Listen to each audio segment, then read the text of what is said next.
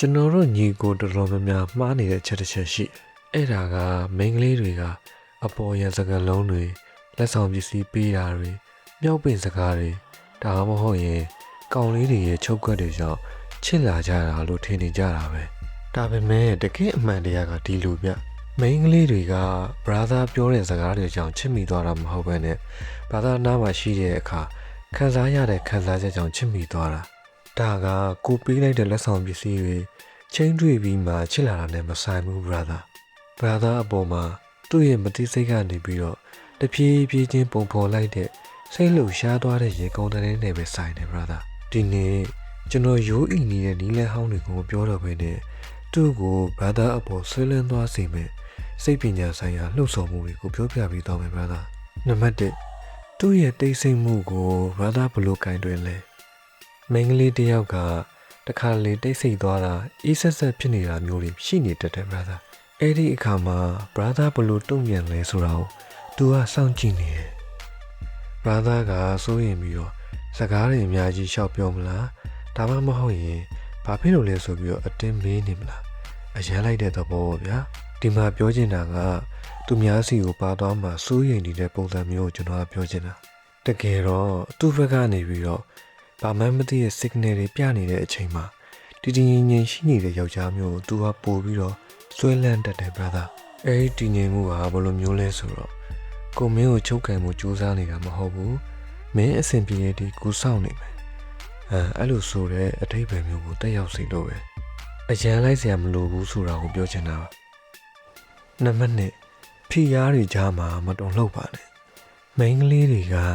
စိတ်လှုပ်ရှားတာတွေပြင်းထန်လာတဲ့အခါမှာဥပမာဝမ်းနေတာဒေါသထွက်တာ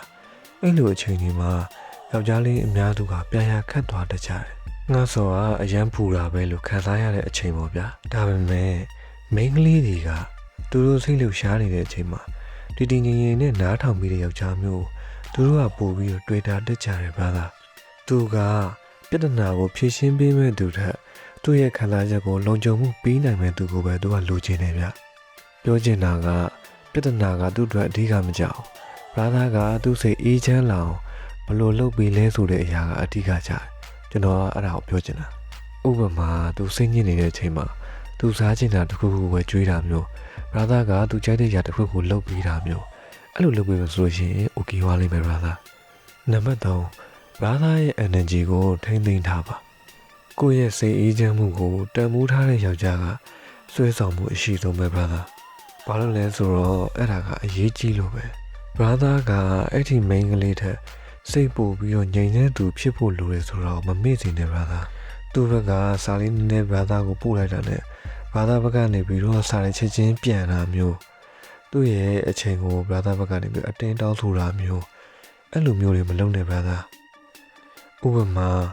ညီမအားလားအချိန်ရရင်အကိုလာတွေ့မယ်ညီမရှိတဲ့နေရာကိုအကိုလာခဲ့မယ်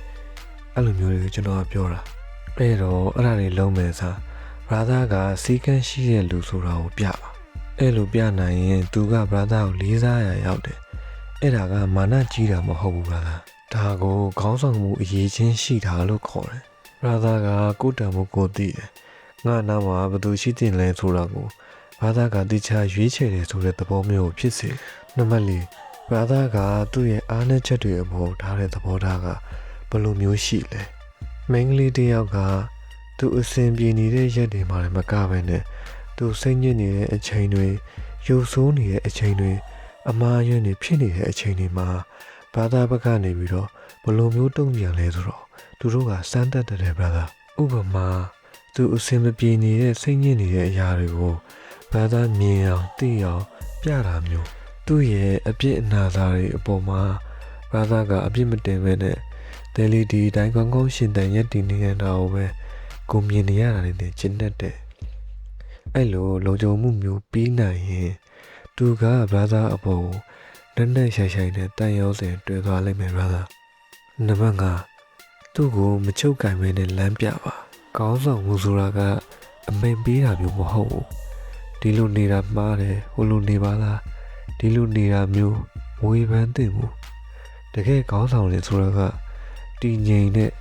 ယုံကြည်မှုနဲ့ဆုံးဖြတ်ချက်တွေကိုပြက်ပြက်တတ်တာချနိုင်တာကိုဆိုလိုတာပဲဘာသာက ကိုယုံကြည်မှုရှိနဲ့ဥဆောင်နိုင်တဲ့အခါမှာသူက brother ကိုယုံကြည်ပြီးတော့ brother နားမှာစိတ်အေးလက်အေးနဲ့နေထိုင်နိုင်လာမှာပါနံပါတ်6ဆက်ဆံရေးတွေကိုအတင်းကျပ်မလုပ်နဲ့ကျွန်တော်တို့ယောက်ျားလေးအများစုက RS တစ်ခုကိုမြန်မြန်ဆန်ဆန်တိုးတက်ချင်ကြလို့ဆိုပြီးတော့အတင်းအကျပ်လုပ်တတ်ကြတယ်ဥပမာသူ့ကိုလူကြီးတွေတငယ်ချင်းတွေနဲ့မိတ်ဆက်ပေးတာ social media တွေမှာ relationship တွေတန်းတင်လိုက်တာမျိုးတကယ်ခိုင်မာတဲ့တန်ရောစင်ကတဘာဝအတိုင်းပဲဖြစ်ပေါ်လာတယ်ဗျာသားသူအစင်သင့်ဖြစ်တဲ့အထိစိတ်ရှိလက်ရှိနဲ့စောင့်နိုင်တဲ့ယောက်ျားမျိုးကိုပဲသူကလိုချင်တယ်သူပြောတာကိုနားလဲအောင်နားထောင်ပြီးတဲ့ယောက်ျားမျိုးပဲသူကတတိယနေမှာဗျာသားအရေးကြီးတာကသူ့စိတ်ထဲ brother ရောက်နေဖို့လိုအပ်တယ်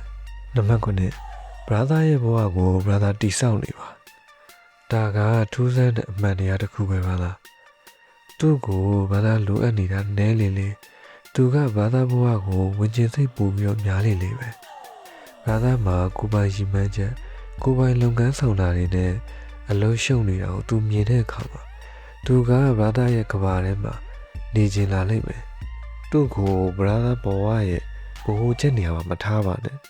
ဥပမာကောင်မလေးကိုနံပါတ်1နေရာမှာထားပြီးတော့ဘာသာရှိမှန်းချက်တွေကိုနောက်မှာထားတာမျိုး